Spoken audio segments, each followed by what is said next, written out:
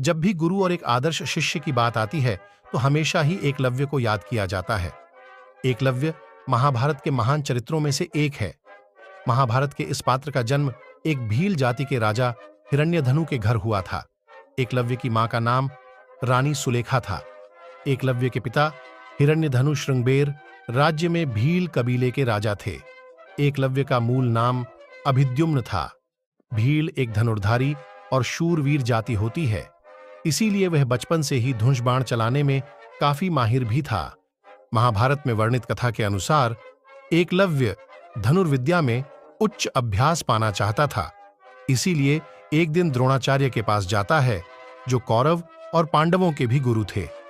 एकलव्य उनके पास बहुत निष्ठा और विश्वास लेकर जाता है, लेकिन छोटे कुल के होने के कारण द्रोणाचार्य ने एकलव्य को अपना शिष्य स्वीकार करने से मना कर देते हैं।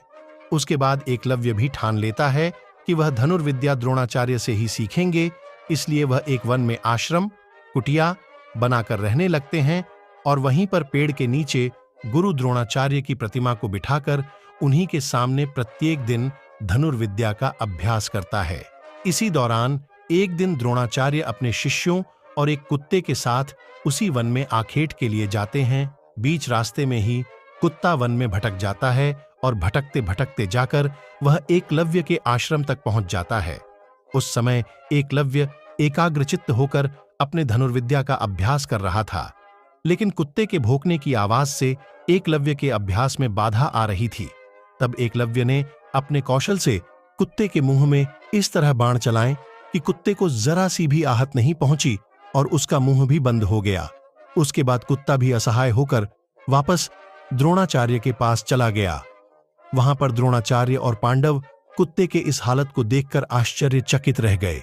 उन्हें जानने की तीव्र इच्छा जागी कि आखिर किस धनुर्धर ने इतने कुशल तरीके से कुत्ते के मुंह में इस तरह बाण चलाए हैं। उस धनुर्धर को खोजते खोजते वे एकलव्य के पास पहुंच गए। एकलव्य को एक निष्ठा से धनुर्विद्या का अभ्यास करते देख द्रोणाचार्य को उनके गुरु के बारे में जानने की इच्छा हुई।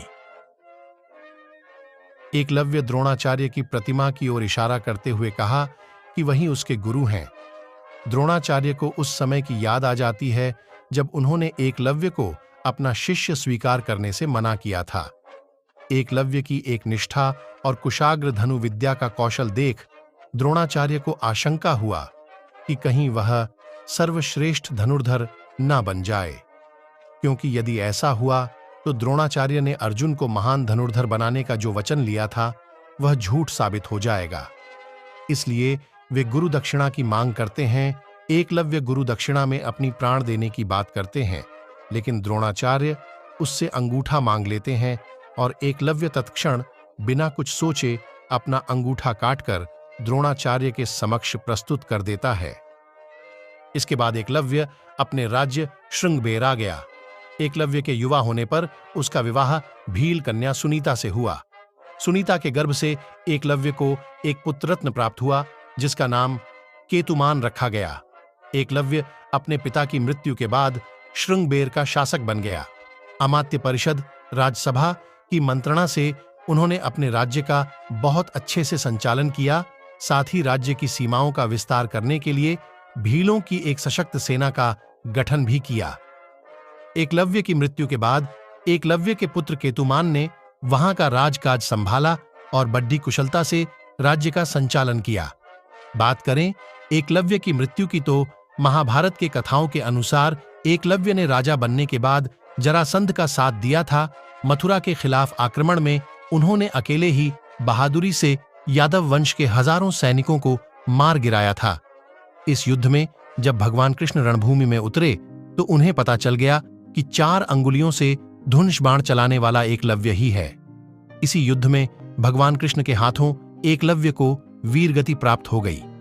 इस तरह एकलव्य भील एक श्रेष्ठ राजा के साथ साथ महान और एकनिष्ठ धनुर्धर थे, जो अपने गुरु दक्षिणा के लिए आज भी जाने जाते हैं।